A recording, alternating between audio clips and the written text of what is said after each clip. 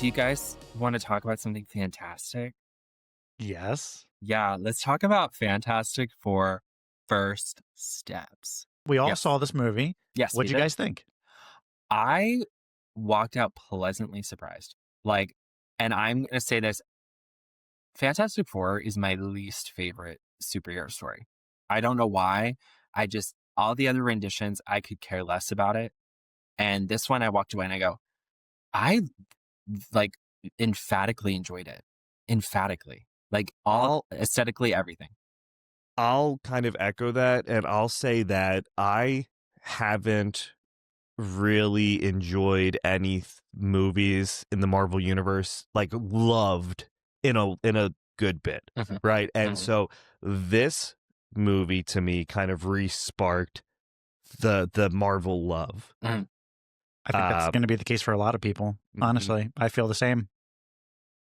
And I went into it with really high hopes, but knowing the track record of all the other Fantastic Four movies, I knew I was probably going to be hurt again.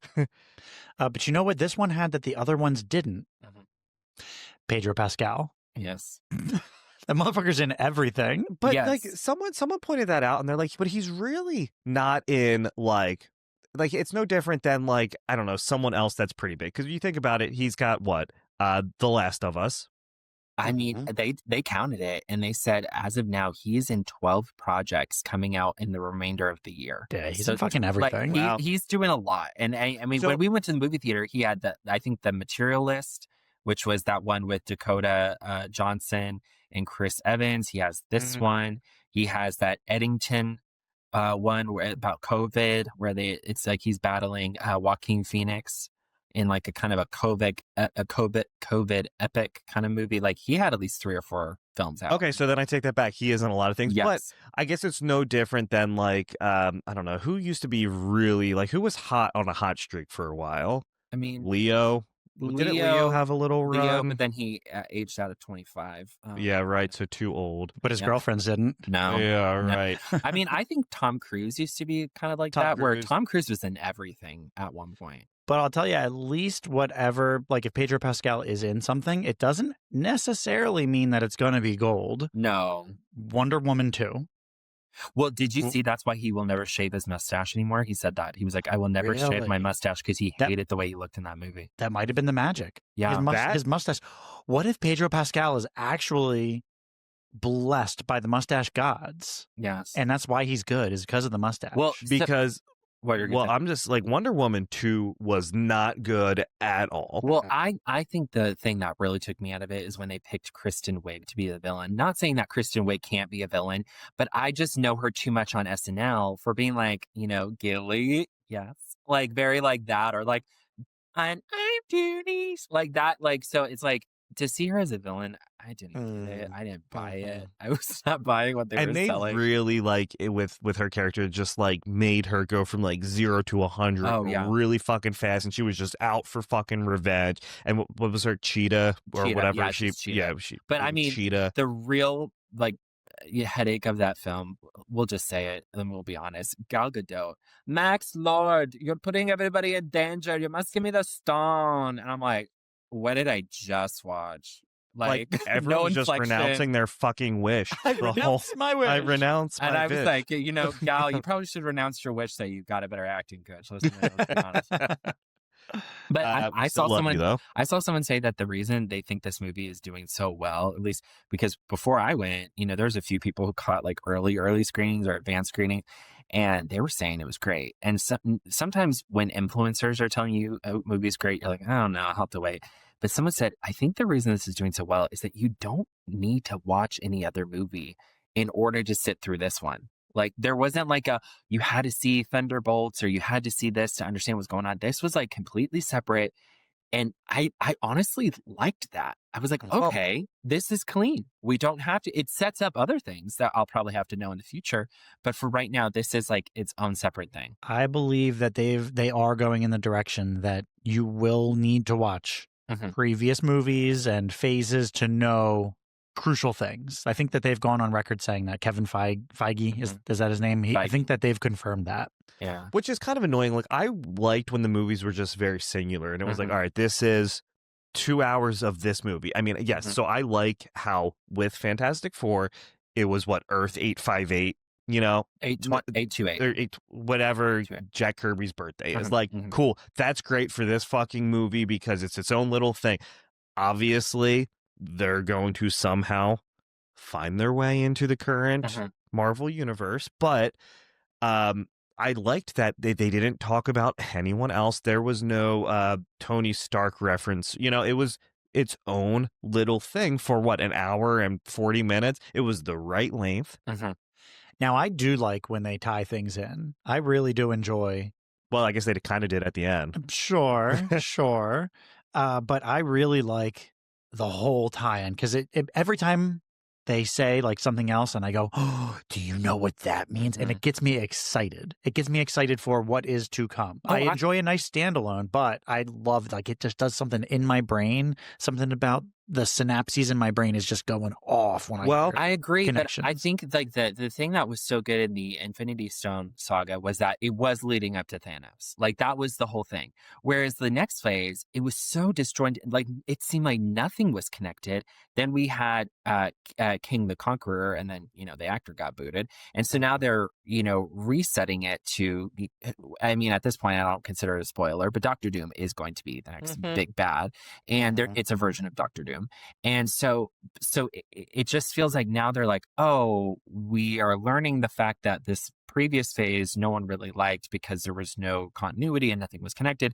And I think now they're trying to do the thing they did with Thanos, which is we're now leading up to the next big bad, which is Doctor Doom, because Kevin Feige even said after Doomsday, we're kind of getting rid of this multiple timeline conversation, which I think that was the biggest headache for them, is the multiple. Agreed. timeline. And I think Robert Downey Jr. came out too and said, hey, like, I'm not going to be in 800 movies. Like, this is going to be it for me. It's going to be a kind of one and done. I doubt he's going to be the big bad in Secret Wars. Like, I think like he will, whatever happens, it will happen at the end of the next Avengers movie, which I think is December of next year. Yeah, they keep pushing it back a bit.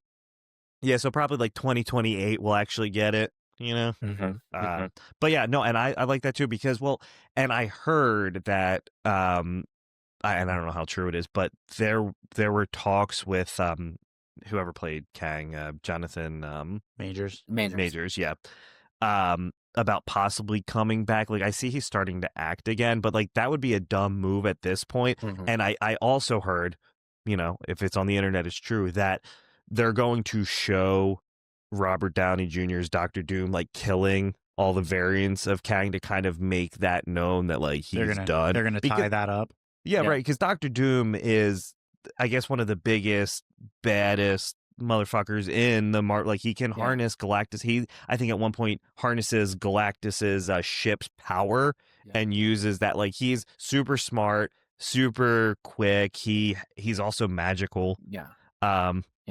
Well, so the whole theory is there's 3 geniuses in the Marvel Cinematic Universe. You can even count 4, but I'll say the 3 because I have friends that were comic book fans that kind of just like through osmosis like pushed this in my brain, which is Reed Richards, Tony Stark, and Hank Pym. Those are your 3 big science boys, and then you could probably throw in Peter Parker because he is also smart in some aspects. But it's like Reed Richards doesn't like Tony Stark because they're both geniuses, and then Hank Pym doesn't like Tony Stark because he thinks he's just a wild child, doesn't know how to use technology.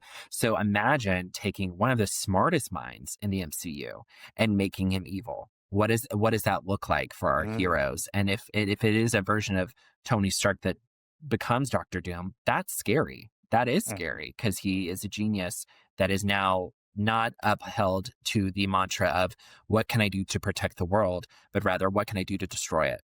And the thing that I liked even before this movie started, I liked that it was in a different time.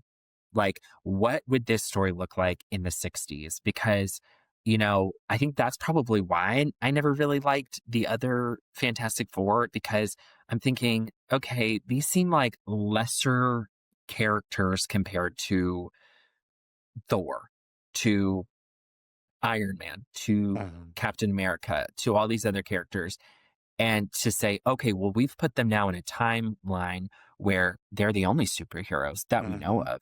And they're in such a time of innocence. And what does that look like? Because I think that's the only critique I had on the Superman film was that I was like, I want to see Superman in the 60s or in the 40s when it's like America is innocent. Because right now we live in a timeline where, I could understand if Batman was real because Batman's gritty. Batman's, takes no ish.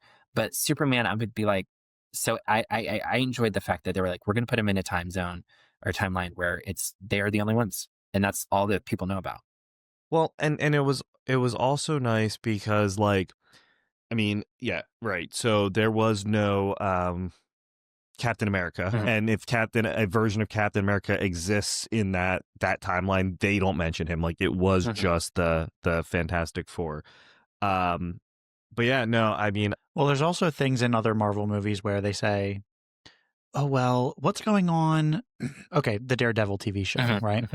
I don't want spoilers for this, but things happen and they say, all right, well, if Spider-Man lives in New York City, why is he allowing all of this to happen? Like with what Kingpin's doing, right? And like, it's just what they did took that possibility out of that, right? It's just, here they are. There's no other hope. There's no like, oh, well, maybe we'll get Thor to come or the Guardians of the Galaxy will come to save the day.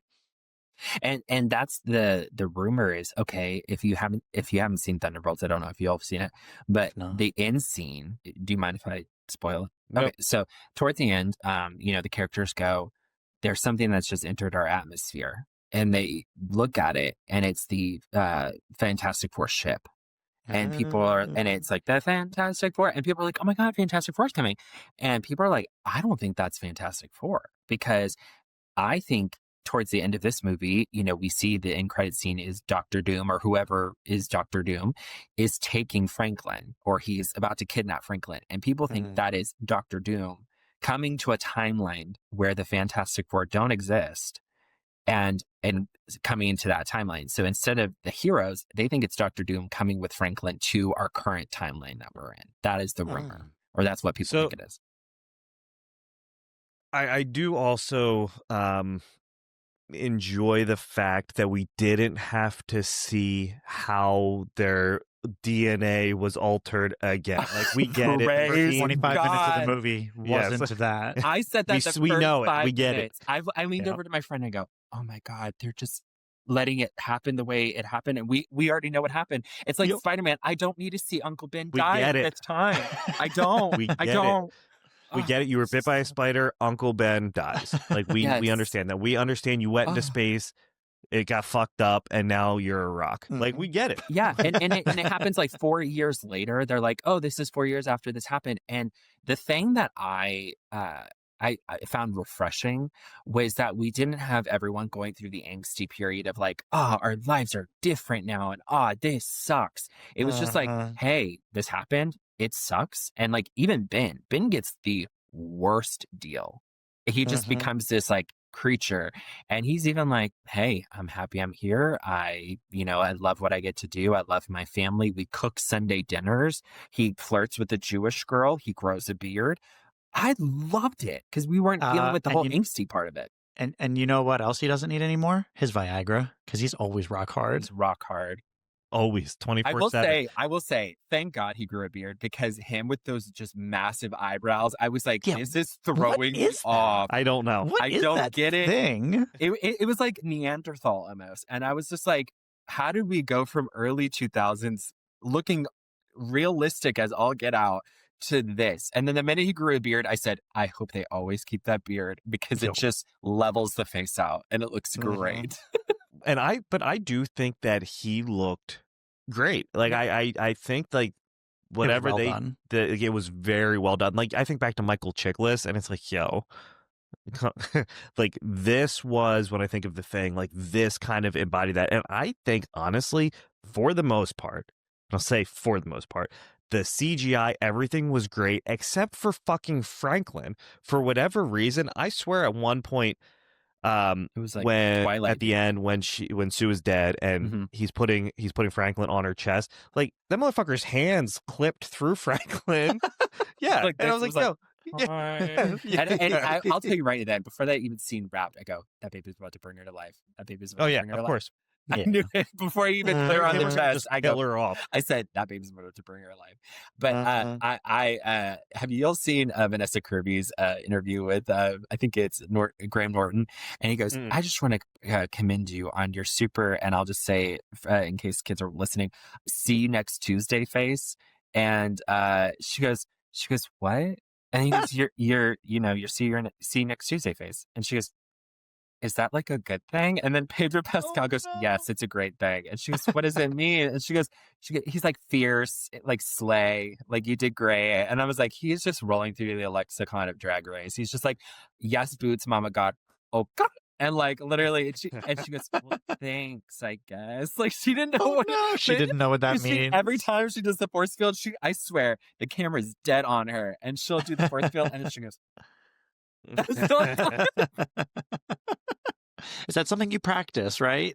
Yeah, Here's I mean, I did a reel making fun of that, and I was like, I get it. This is kind of fun. Like literally, just like doing it. And just like, and I'm so glad when she was doing that they didn't do the thing where her nose starts to bleed and she's like they just like she just died, and I'm like, that's awesome. That's just great. All right, I'm done. That was a great depiction of she's depleting herself. Like she's using every ounce of her strength. She blew that proverbial load. Yeah. You should see the clip where they took the audio of Wicked, when she literally does that last one and she goes, I die.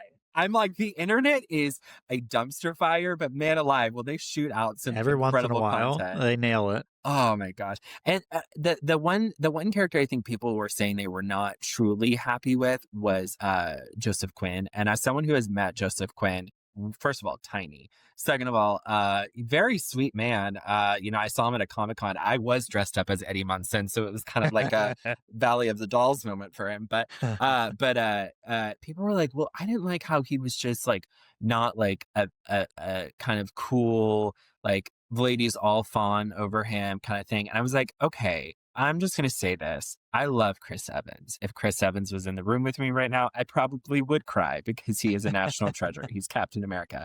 But in his version, he was a sex pest. Like, I'm like, at least I don't care, Johnny Storm, if he like has a few girls, but I like the fact that it was toned down a bit. It's like the first couple of movies, I was like, Johnny has some priors. Johnny has what does she say? In the first one, she's like, "Oh, you're hot." He's like, "Well, thank you." Yeah, he's like half naked, and I'm like, "Okay, this is." And then, do you remember when he makes the banana split and he has the banana up his ass? Oh wait, no, that's not another teen movie. Oh right.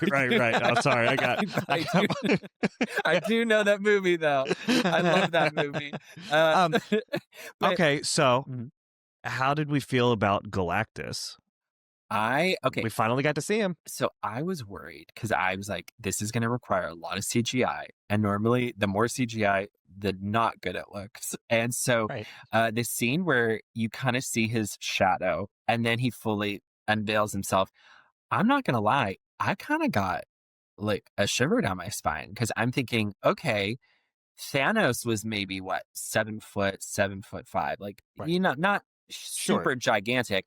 Now we're talking about an actual giant. And I got nervous like during some scenes. I was like, oh, this is scary. So I felt two different ways at two different times about it. I originally thought that my man was like walking through space, going just like one biting planets or like jawbreakers. So I thought he was significantly larger. Yeah. But upon seeing how big he was, I thought it was funny kind of watching him walk through the streets of New York like Godzilla. I thought that was very cool. Well, it was appropriately sized for the movie. And so what? His ship eats those planets and it feeds him through those tubes. It grinds them up. That's what I think. That's why he kind of bent down and he was like smelling the earth matter because like that's what he eats. I wonder what earth tastes like. It probably he was like, he was in New York, so fucking cum and dead rats. So I was gonna say he probably smelled it. He was like, "This isn't Pineapple Express. Where is that? I was told that this has good stuff here." No, because I thought the same thing when I hear Galactus devourer of worlds. I literally was like, okay, so he has to eat them, and so is he just like a whale shark where he just expands his mouth and just eats it?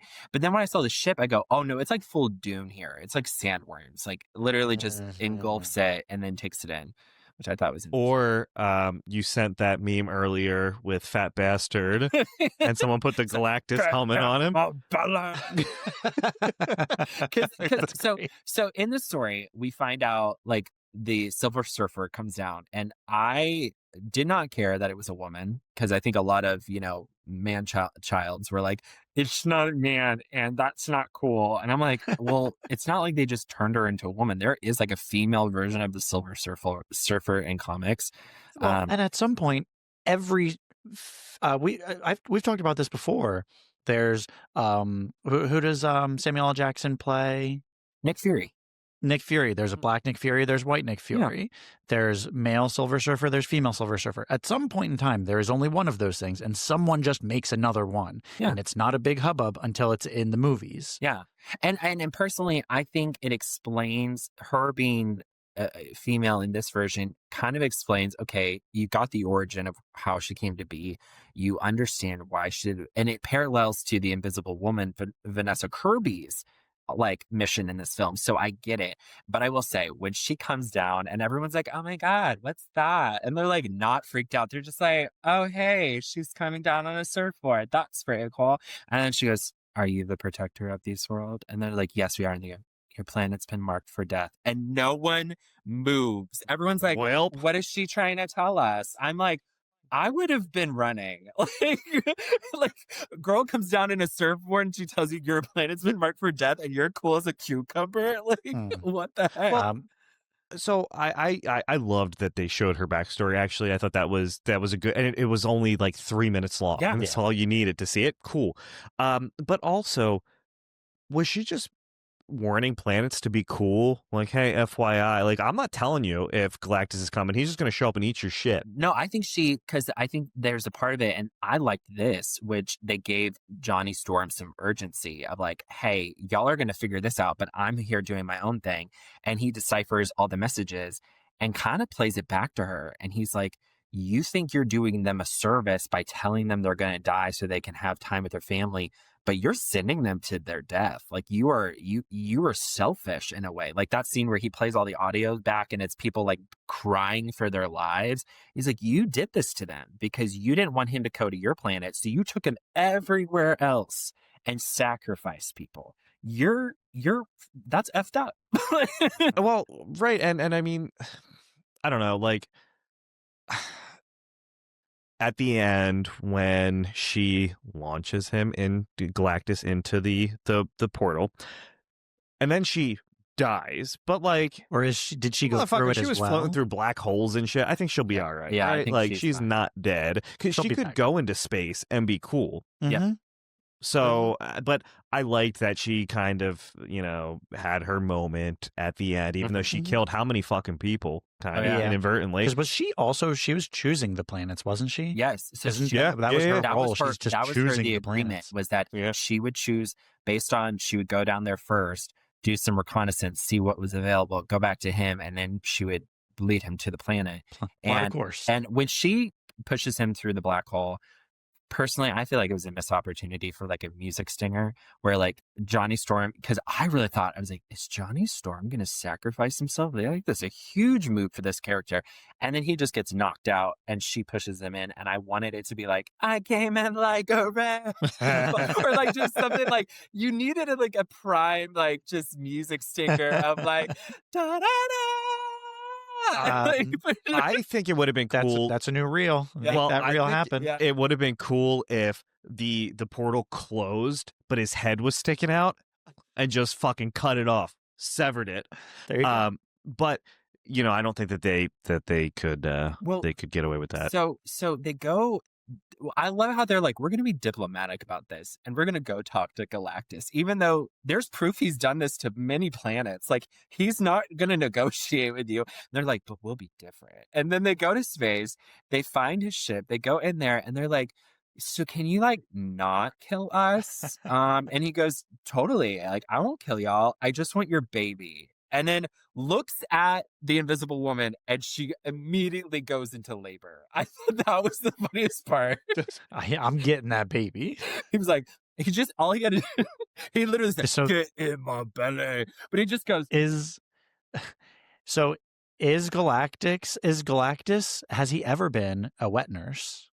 I think that he's there for, labor reasons. I think he can make women go into labor. But you also know what can do that? Like eating spicy foods, like going on long walks. It all comes back to baked beans. Yeah. Ooh, my baked beans with my habanero peppers. But, also, can we not brush over the fact that for 10 minutes they were trying to do the old SpongeBob where they tried to move Bikini Bottom so the giant Alaskan bullworm doesn't fuck it up. And they try to move Earth.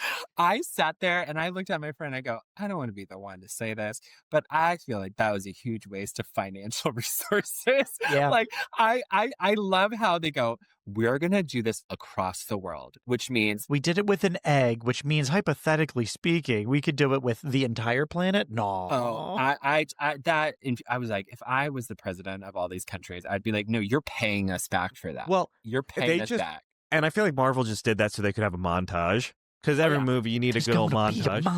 But also another great time to use a cue, like a music cue, and just be like, everybody's working for the weekend. And it's like Zoolander, and everyone's like, yeah.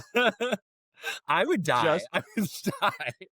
Yeah, I mean, and then, like, I don't know. I was like, there's no way this is going to work. Like, this isn't happening. Everyone knows this isn't happening. So I'd rather something else be going on right now. But, like, I don't want to say that, like, swayed me in any way. But it was like, this is just 10 minutes that nothing is going to turn out. There was a lot of labor of love in here. And, like, I mean, that, and then she gives birth on a ship. Like, I was like, well, first of all, she goes in labor. And then they're like, okay, so I guess this didn't work. We're going to leave. And then he's still sitting. And it takes him a month and a half to get off of the chair. I was like, bro, you're like, I think he's intimidating. But if it has anything to do with speed, we're good. And and then they get on the ship and they're like, okay, we're going to go. Can you push? I'm like, you're in space. She's floating. At one point, I think she even says, can someone push me so I can actually push this baby out? He said, you're going to need some gravity. And then they do what every movie does with the baby. That baby comes out clean as fuck. Mm-hmm. And I tell you what, those babies do not come out clean. No, and it looks like it's 5 months old. Like that baby, I was like, her cervix is wrecked. like she actually she's died. Not the elastic she one. died She's immediately. not the elastic one. Yeah, but she is now. But I literally, going back to the baby being like clean, perfect. When she used her powers to show him the baby in the womb, I go, this is what Pfizer wants us to be able to do in the future. This is what that vaccine's gonna do to us. We're gonna be able to show our babies and be like, they're fine, they're perfect. But okay, bellies. Can someone? That's not all she makes him see. No. Let me see them nuts up in his guts, and she just. Well, that's how they knew she was pregnant. She's like, well, I see it. Because you have to assume that his penis can also get longer, right? Jesus. Oh, what if he just uses it? Wow.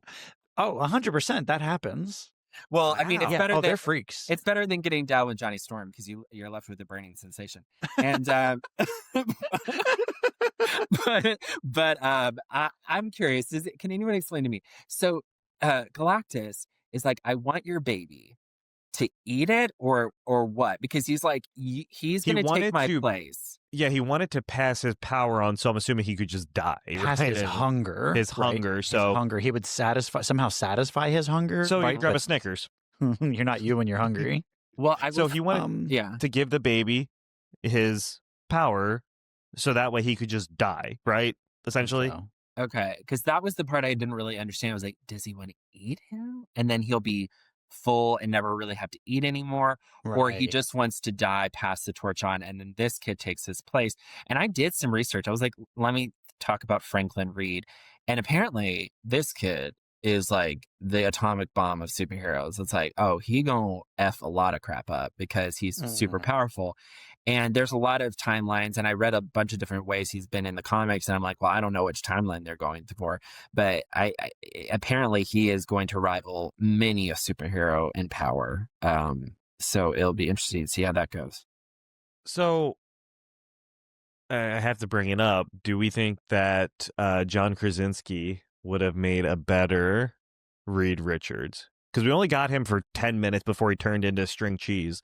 So I liked Pedro Pascal. So the only real notable work I know him from, because I haven't gotten into The Last of Us, I need to, it's on my list, is Game of Thrones. Was like the first time I really saw him, and that scene scars me to this day. Yeah, I heard no his one guts, warned me. No one his warned fucking me. brain just like I was like, ooh, this is a great scene, and then I was like, oh my god, like this shit. But because for me, the other depictions of Reed Richards always came across as very narcissistic and very like mansplaining of like, well, I'm the smart one and you're just here to be my wife.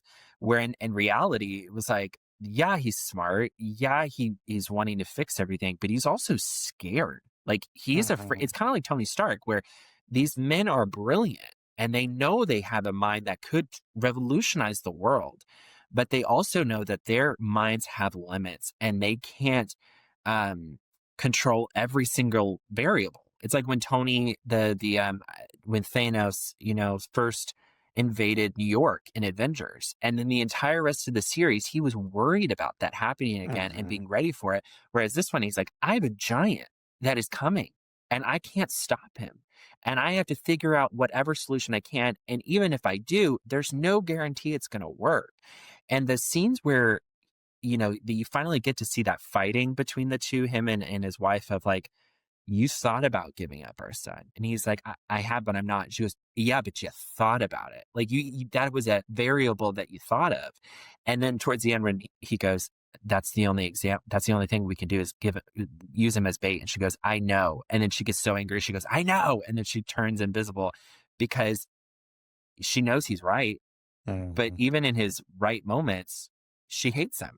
Yeah. And I loved that. I thought that was refreshing. I do have to say, so at the end, when they are using Franklin as bait and they're going to swap him out, why did Johnny take him back to the fucking tower? No. Which is 2 blocks that way. Yeah. Like, dog, go like far away. With Herbie. Galactus is... Okay, so I'm glad you're talking about Herbie. Herbie was my favorite character. Oh, sure. Also, I'm fairly certain they gave him the old Kenny treatment from South Park, where he's just saying like, what the fuck? But he's saying like, what the fuck? Oh my god! And you can't understand it. You can't. I mean, he's not saying the words. I need to listen to his clips again, especially towards the end. I think there were on 2 occasions where he dropped F-bombs or piece of shit. Like he was saying bad words, but not but really. It's a robot and you can't understand it, so therefore they're allowed to say because you're that. allowed to say what, the F word once in a PG-13 movie, and they didn't say it at all. So this one was really the only Marvel movie that we got that said it was Guardians 3. When Chris Pratt is like, open the fucking door, when she can't get the door open. But like, I don't know. Like, I here's the deal. Put a robot in a film and I'm good. Like, I love any robot. It could be the maid from the Jetsons being like, Mr. Jetson. Or it could be like R2-D2 or C-3PO, where it'd be like, R2, what are you doing? And like, what about the robot from Euro Trip? Dude just painted fucking silver. He's not actually a robot when they get into the robot battle and he just kicks him. I'd forget that part. But yeah, to go back to your point, yeah, Johnny left him in the tower with a robot, with a fucking robot that has no capability of taking this guy down. And I was like, really? Like, fly far away with him. Yeah. Go. Yeah. Just go. And I love how he was like, he has to cross this barrier and then we'll send him to the black hole. And they did the thing where he literally puts his leg over the line, stops, and then he analyzes that something's wrong here. And I said, that is perfect. Like literally his like step was that far away from the ground, and I was like, oh no. And I really wish that would have been a good product placement for like Nike or something, where it was like a switch, but it's like an asteroid, and you're like, ooh. So, final verdict. What would you give it out of 10? I would say 7 or 8. I really would. I liked it. I liked that you didn't have to know everything before you watched it. I think the acting was all good. I think the story was good. I think it felt like Marvel was getting back on the right foot. I think I'd give it an 8 out of 10. I really enjoyed it. There were a couple things that I thought were kind of silly, but overall, I had a really good time with it. I'm gonna go ahead and echo the 8 out of 10. I feel like it was just a well done movie, and it's just what Marvel needed to bring people back. Yeah, absolutely. I will say it. This is the first time in a while where I said I'm interested to see where this is going. And I haven't really felt that way in a while. I think the only movies recently that I would say, okay, I'm interested to see where this is going is Spider-Man, because I just love Spider-Man. But every other property, I'm like, I could care less. I really could care less. And then when you see, Doctor Doom, and we all know that's going to be Tony Stark, it's going to be Robert Downey Jr., you're like, okay, I'm interested to see how they're going to pull this off. And also, is Franklin always going to be a child, or is he going to just like jump forward and be an adult? Like, we don't know. Maybe that's what Galactus does. And we live in a future where we're like, thank you so much for coming to your prenatal appointment. This is your doctor, Dr. Galactus. And whenever you're ready to have your baby, all he has to do is, and then you'd be like, he may try to eat your baby, but yeah, you can't win them all. Yeah.